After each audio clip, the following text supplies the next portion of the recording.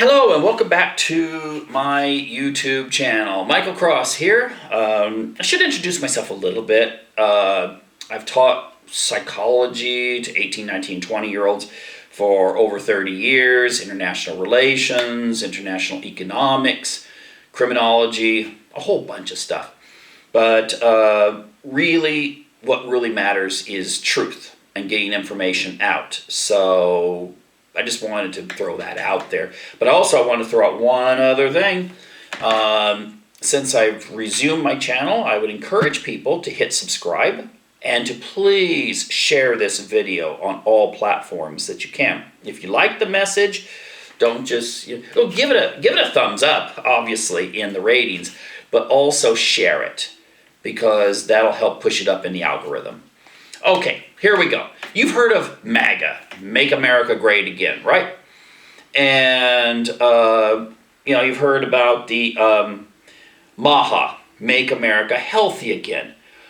Well, here's something I think we really need to keep in mind, too. Maybe we should have a movement called MAFA, Make America Fertile Again.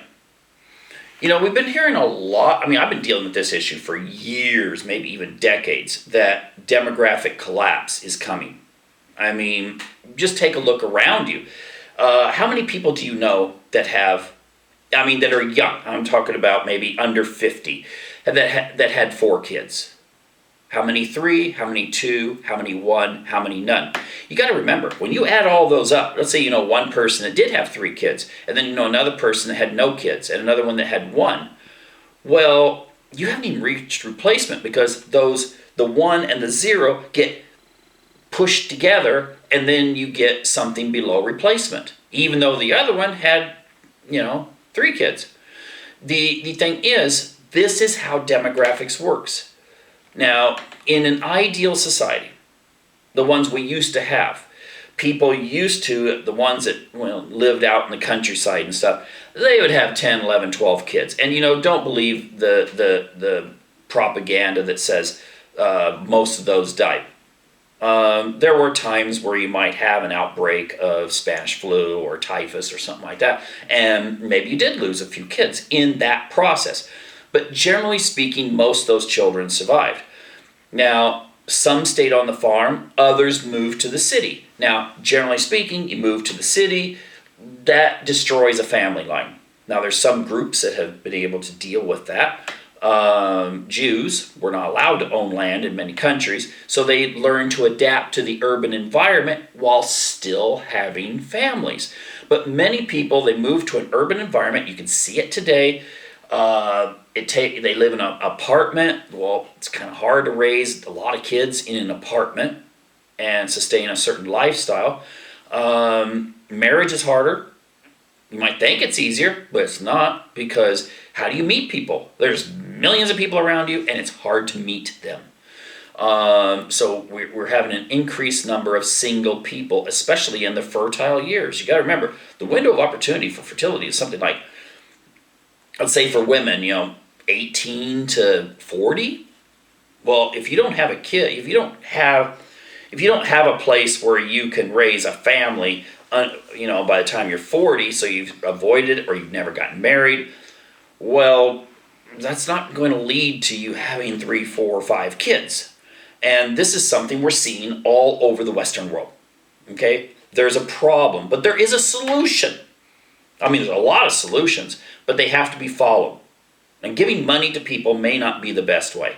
It could help, but you don't see a huge difference in the fertility rate of the United States, where you don't have paid maternity leave for the most part, and subsidized daycare, whereas in Sweden you have all those things, but yet the birth rate's about the same. You don't see Swedes just popping out kids all over the place.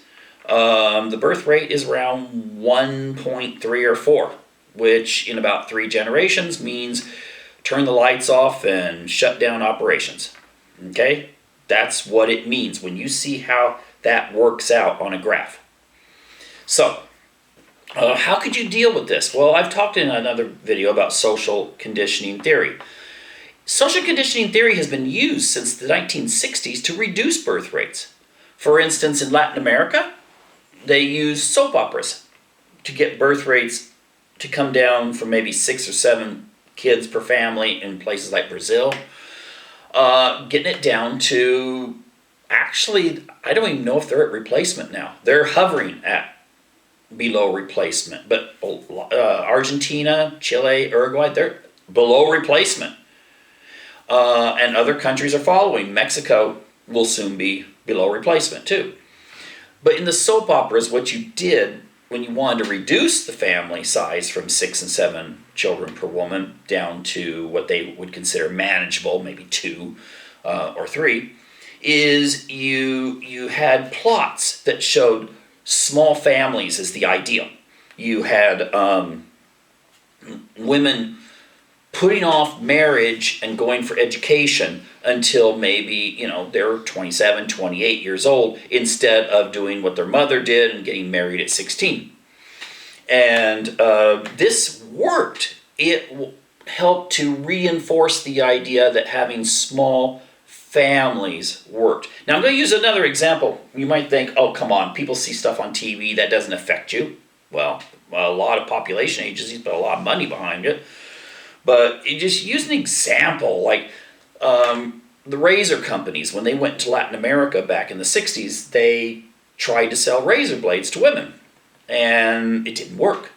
And then they found out that having hairier bodies on a woman meant that you were more Spanish, which was something that was ideal in many of these societies.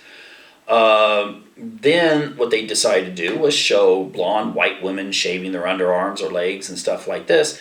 And it just took a little bit of time before women adopted this as part of their ideal. It became institutionalized within female culture.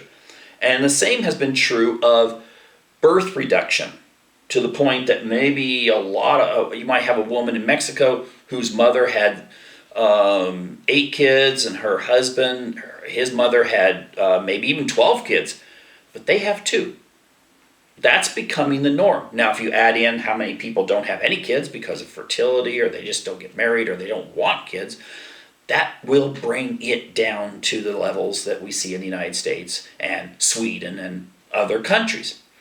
So, you could, in theory, start showing larger families in entertainment. Now, obviously the government promotes propaganda within movies through the intelligence agencies, Pentagon, and so forth. And so there's nothing that could maybe stop them from doing this when it comes to family size. Start encouraging writers and directors and stuff to have larger families as the norm.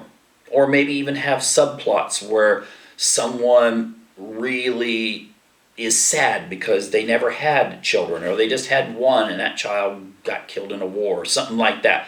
You could do that to just kind of get this ideal that we kind of had back in 1960 in the United States, where the average family size was almost 4 children per family. Now remember, 1960, it was a very educated population, very Americana, so to speak, and 4 was the norm. And if you look at the TV shows and movies from that era, they usually had families of 3 or 4 kids.